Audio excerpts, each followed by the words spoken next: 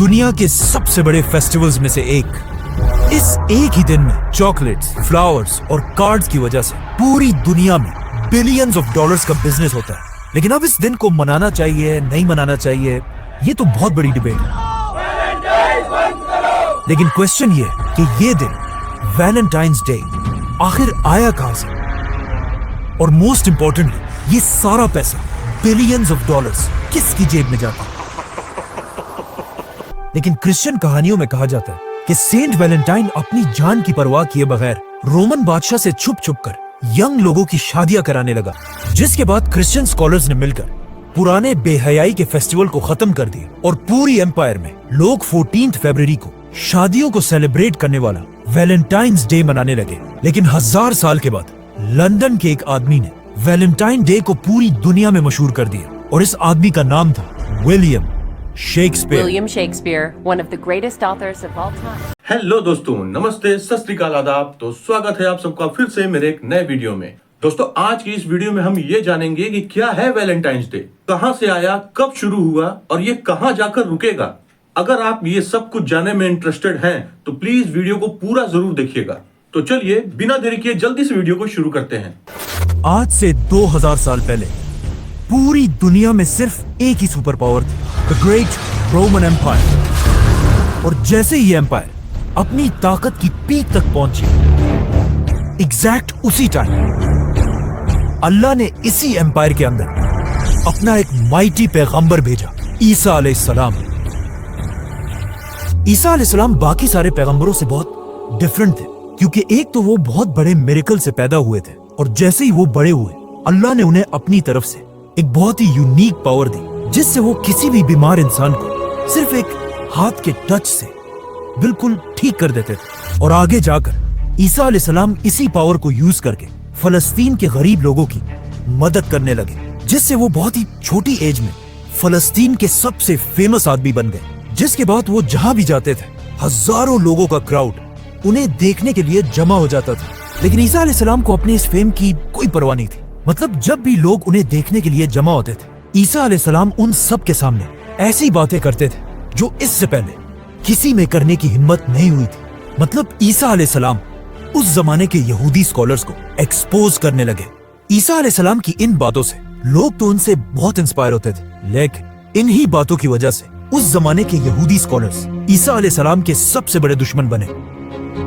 जिसके बाद ये सारे यहूदी उलमा बैठकर ये सोचने लगे कि अब कैसे ईसा अलैहिस्सलाम से अपनी जान छुड़ाई जाए। लेकिन ईसा अलैहिस्सलाम इन सब चीजों से डरने वाले नहीं थे, बल्कि इतनी मुश्किल में भी उन्होंने एक बहुत ही खतरनाक फैसला किया कि अब वो फलस्तीन के छोटे मोटे शहरों के बजाय सीधा फलस्तीन के कैपिटल जेरूसलम की तरफ बढ़ेंगे और वहां जाकर यहूदियों के स्कॉलर्स को चैलेंज करेंगे।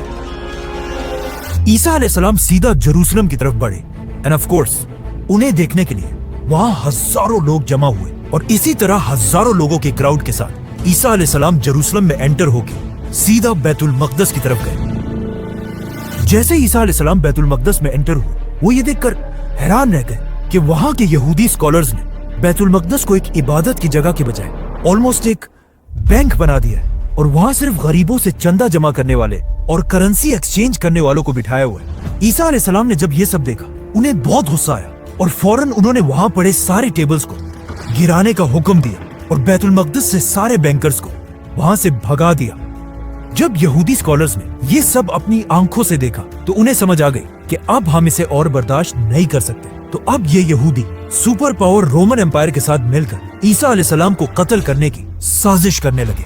लेकिन बिल्कुल आखिरी टाइम पर अल्लाह ने ईसा अलैहिस्सलाम को बचा लिया, जिसके बाद यहूदियों का ख्याल था कि अब ईसा अलैहिस्सलाम की स्टोरी खत्म हो जाएगी और दुनिया उन्हें भूल जाएगी। लेकिन ईसा अलैहिस्सलाम के 11 फॉलोअर्स ने उनके रिलीजन को पूरी दुनिया में फैलाना शुरू किया। मतलब क्रिश्चियनिटी इतनी तेजी से फैलने लगी कि आहिस्ता आहिस्ता रोमन एम्पायर के बादशाह इस नए रिलीजन से डरने लगे, और उन्होंने सोचा कि अगर ऐसा ही चलता रहा तो बहुत जल्द क्रिश्चियनिटी हमारे पुराने रिलीजन को खत्म कर देगी। तो अब इस सब को रोकने के लिए रोमन एम्पायर के बादशाहों के पास सिर्फ एक ही हल था कि सारे क्रिश्चियंस को मारा जाए। जिसके बाद रोमन एम्पायर ने अपनी पूरी ताकत यूज करके क्रिश्चियंस पर जुल्म करना शुरू किया, और जैसे जैसे वक्त गुजरता गया ये जुल्म और भी ज्यादा बढ़ने लगा। आखिर 200 साल के बाद रोमन एम्पायर के तख्त पर एक नया बादशाह बैठा, एम्परर क्लॉडियस। ये बादशाह बाकी सारे बादशाहों से बहुत ही डिफरेंट था, क्योंकि क्लॉडियस सिर्फ अपने बाप की वजह से नहीं, बल्कि एक आम से सोल्जर से रोमन एम्पायर के तख्त तक पहुंचा था। और बादशाह बनने से पहले ये रोम का सबसे बड़ा रेसलर था। तो अब जैसे ही क्लॉडियस दुनिया का सबसे बड़ा बादशाह बना, उसने अपनी फौज को यूज करके अपने खिलाफ हर बगावत को क्रश करना शुरू कर दिया। लेकिन इतनी बड़ी फौज के बाद भी एम्परर क्लॉडियस ने यह नोट की कि उसकी फौज उस जज्बे से लड़ ही नहीं रही जिस तरह वो चाहता है। और जब क्लॉडियस ने पूछा कि ऐसा क्यों है, तो उसे बताया गया कि हमारी army, the great Roman army में ज्यादा सोल्जर्स बहुत ही यंग है, और जैसे ही इन यंग लड़कों की शादी होती है, उसके बाद इनमें लड़ने का जज्बा बिल्कुल खत्म हो जाता है। ये सुनकर क्लॉडियस ने कहा कि अच्छा, तो ये बात है। जिसके बाद आज क्रिश्चियंस की कहानियों में कहा जाता है कि क्लॉडियस ने एक बहुत ही अजीब ऑर्डर दिया कि आज के बाद पूरी रोमन एम्पायर में कोई भी यंग सोल्जर शादी नहीं करेगा। शादियों पर बैन लगाने से रोमन आर्मी की स्पीड तो बढ़ गई, लेकिन यहाँ की आवाम अपने बादशाह से नफरत करने लगी, क्योंकि शादियों को बैन करने के बाद रोमन एम्पायर में बेहयाई और रेप के केसेस बहुत ही ज्यादा बढ़ गए। और जैसे ही बेहयाई अपनी पीक तक पहुंची, ये एग्जैक्ट वही टाइम था कि जब एक आम क्रिश्चियन प्रीस्ट सेंट वैलेंटाइन ने यह फैसला किया कि अब बादशाह के इस रूल को और बर्दाश्त नहीं किया जा सकता। अब इससे आगे हिस्ट्री में तो कहीं नहीं लिखा, लेकिन क्रिश्चियन कहानियों में कहा जाता है कि सेंट वैलेंटाइन अपनी जान की परवाह किए बगैर रोमन बादशाह से छुप छुप कर यंग लोगों की शादियां कराने लगा। जब लोगों को इसका पता चला, तो वो दूर दूर से सेंट वैलेंटाइन के पास आने लगे, और इस तरह सेंट वैलेंटाइन ने अकेले रोमन एम्पायर में बेहयाई के खिलाफ एक बहुत बड़ी कैंपेन शुरू की। लेकिन आहिस्ता आहिस्ता इतने लोगों की शादियां हुई कि ये खबर किसी तरह रोमन एम्पायर के बादशाह क्लॉडियस तक पहुंची, जो इस वॉरियर बादशाह के खिलाफ एक बहुत बड़ी बगावत थी। तो आखिर एम्परर क्लॉडियस ने हुक्म दिया कि ये वैलेंटाइन जो भी है, इसको ढूंढकर इसका सर काट दिया जाए। जिसके बाद रोमन फौज हर तरफ फैल गई और फाइनली सेंट वैलेंटाइन को पकड़कर उसे जेल में डाल दिया। जब वैलेंटाइन के फॉलोअर्स को इस बात का पता चला, तो उन्हें बहुत दुख हुआ, लेकिन फिर भी क्लॉडियस जैसे एम्परर के सामने वो कुछ भी नहीं कर सकते थे। तो यहाँ पर उन्होंने एक ऐसा रिवाज शुरू किया जो आज तक दुनिया में कायम है। जितने दिन सेंट वैलेंटाइन जेल में थे, हर दिन वो कपल्स जिनकी उन्होंने शादी कराई थी, आकर वैलेंटाइन के जेल के सामने फ्लावर्स रखने लगे। काफी अरसे तक जेल में रहने के बाद अब फाइनली सेंट वैलेंटाइन का आखिरी दिन आ चुका था, 14 फरवरी। अपनी मौत से एक ही रात पहले वैलेंटाइन ने एक लड़की के नाम अपना आखिरी खत लिखा, और पूरा खत लिखने के बाद इस लेटर के बिल्कुल आखिर में उसने एक ऐसी बात कही जो आज तक दुनिया में बोली जाती है, फ्रॉम योर वैलेंटाइन। जिसके अगले ही दिन 14 फरवरी को बहुत ही बेरहमी से सेंट वैलेंटाइन को मार दिया गया, और यहाँ से दुनिया में एक नया फेस्टिवल बना, 14 फरवरी। उस जमाने की रोमन एम्पायर में 14 फरवरी कोई आम दिन नहीं था। ये एक ऐसा दिन था जब रोमन एम्पायर के सारे लोग एक जगह जमा होकर अपने इस खुदा को खुश करने के लिए एक बहुत बड़ा फेस्टिवल मनाते थे, जो कोई आम फेस्टिवल नहीं, बल्कि इस फेस्टिवल में रोमन एम्पायर के लोग बेहयाई के सारे लिमिट्स क्रॉस कर देते थे और ऐसी ऐसी बेशर्मी की हरकतें करते थे जिन्हें यहाँ एक्सप्लेन करना भी बहुत मुश्किल है। तो अब रोमन एम्पायर में 14 फरवरी एक बहुत बड़ी कंफ्यूजन थी। एक तरफ क्रिश्चियंस वैलेंटाइन डे मनाते थे, जिसमें लोगों को बेहयाई छोड़कर शादियों की तरफ आने पर मोटिवेट किया जाता था, और दूसरी तरफ रोमन्स जो उसी दिन एक बहुत ही बेशर्म फेस्टिवल मनाते थे। तो अब एक ही दिन दो फेस्टिवल्स मनाना बहुत बड़ी कंफ्यूजन थी। आहिस्ता आहिस्ता वक्त के साथ साथ रोमन एम्पायर का पुराना रिलीजन खत्म हो गया और पूरे एम्पायर में सिर्फ एक ही रिलीजन रहा, क्रिश्चियनिटी। जिसके बाद क्रिश्चियन स्कॉलर्स ने मिलकर पुराने बेहयाई के फेस्टिवल को खत्म कर दिया और पूरी एम्पायर में लोग 14 फरवरी को शादियों को सेलिब्रेट करने वाला वैलेंटाइन्स डे मनाने लगे।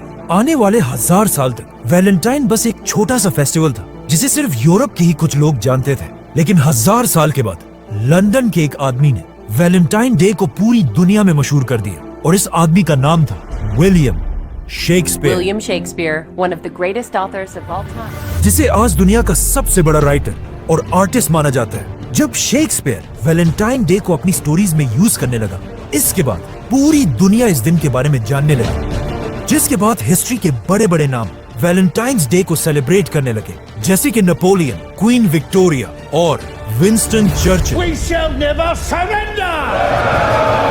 लेकिन फिर भी वैलेंटाइंस डे को अपना असल फेम शेक्सपियर के नॉवल से नहीं, बल्कि दुनिया की सबसे बड़ी जंगों वर्ल्ड वॉर से मिला,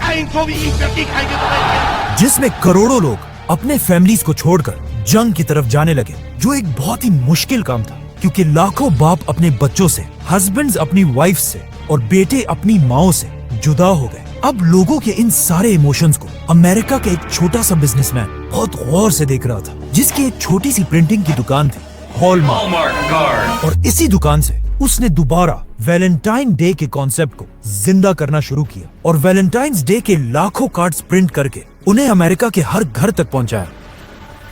मतलब वर्ल्ड वॉर में वैलेंटाइन के इतने कार्ड्स छप चुके थे कि लोग सिर्फ अपनी फैमिलीज को नहीं, बल्कि दुश्मनों को भी यही कार्ड्स भेजते थे, जो ऊपर से तो वैलेंटाइन के कार्ड्स थे, लेकिन उनके अंदर सिर्फ गालियां ही होती थी। जैसे ही जंग खत्म हुई, हॉलमार्क सिर्फ छोटी सी दुकान से दुनिया की सबसे बड़ी कंपनीज में से बनी। लेकिन वर्ल्ड वॉर के बाद हॉलमार्क ने देखा कि लोग आहिस्ता आहिस्ता वैलेंटाइन मनाना भूल रहे हैं, जिसकी वजह से उनका बिजनेस बहुत तेजी से नीचे गिरने लगा। तो यहाँ से उन्होंने अपनी पूरी स्ट्रेटेजी को बदल दिया और एक बहुत ही खतरनाक नया प्लान बनाया, जिसे आज तक दुनिया में यूज किया जाता है, जिसमें हॉलमार्क न्यूज़पेपर, रेडियो और टीवी में सीधा औरतों को टारगेट करने लगा। Mary, what's the matter? और उन्हें ऐसा फील कराने लगा कि अगर किसी औरत को It's the little things, John. Valentine's पर गिफ्ट ना मिले, उसकी कोई औकात ही नहीं। You forgot to get me a Hallmark Valentine card.